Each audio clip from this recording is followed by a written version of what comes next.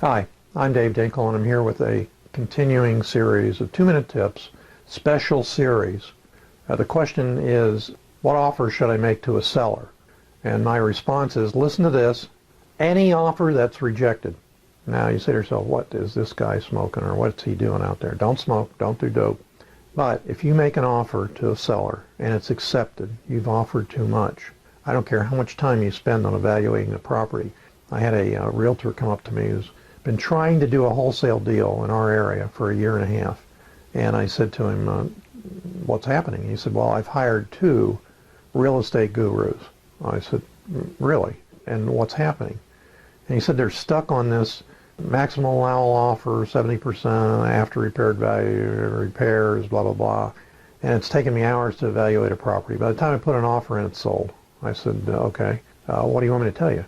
He said, how do I make an offer to a seller? And I said to him, here, boom, this is how you do it. So what about multifamilies? I'm going to discuss multifamilies in one of the upcoming series. It's a 5-second answer. It's a 5-second offer. How good is the offer? Spectacular.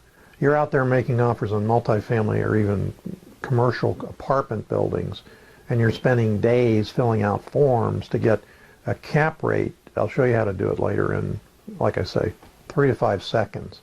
That's assuming you can't do any math. And I'm not being facetious. I'm trying to say to you that, look, I've done thousands and thousands of deals. Over all these years, what I've come down to is many of the things that the average investor is sold on looking at, after repaired value, cost of repair, so on and so forth, they don't matter. Hear me again. They do not matter. Now, ultimately, whoever is buying the property from you is going to do the same or more intensive research than you do, and it matters to him. If you're going to be a rehabber, man, those numbers really matter. But if you're selling a property to a guy who's going to be a rehabber, let him do the numbers. It doesn't matter. One of the questions is going to be, well, what if I pay too much? And I'll wait to get there for that. So what offer should you make to a seller? There are all sorts of standard ways to kind of do it. One of which is just make a percentage offer of the listing price. That will not work, except in one instance, which can be extraordinarily profitable. But generally speaking, if your idea is, well, I need to make 30 offers a day, 20 offers a day, I need an automated machine to make offers on listed properties, you're wasting your time and wasting your money. What's most important is, what is the right offer? The right offer is the one that's rejected the first time. Now, I sat with a student who did I'm going to say a spectacular deal. He went to a homeowner. The homeowner said, I know it's worth $110,000. That's not true. It was worth $175,000 at least. But there was a problem with the house. I'm not going to get into the details.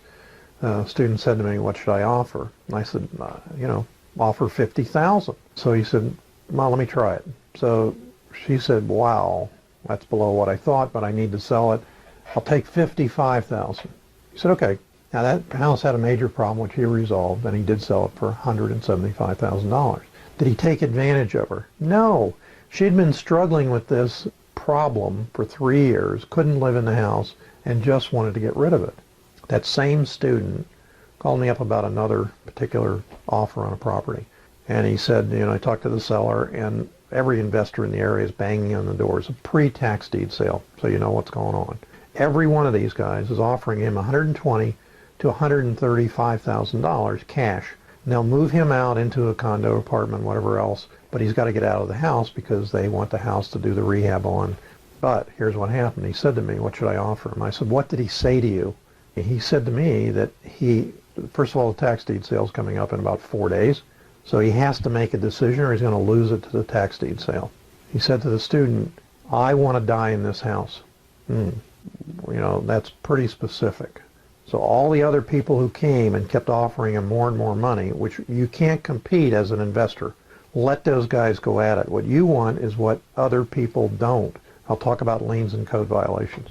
So long and short of the story is, he said to me, what should I offer? And I said, here, offer him this much in cash, but the caveat is he stays there until he dies, and here's the other things we have to do for him, which were rented him the property back for $1 a month and gave him the rental income that he had coming in from a small unit.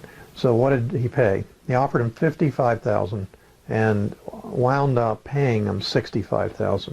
And by the way, we did owner financing on the property. So is that, what is that? Do we take advantage of the guy? No. Gave him exactly what he wanted, and he died 8 months later.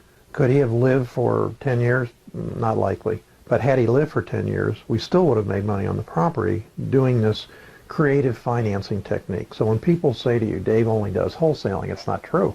We do anything we can to make money legally. So I'm signing off on this 2-minute tip, which I'm sure is way beyond 2 minutes, but I'll see you on the next 2-minute special series tip.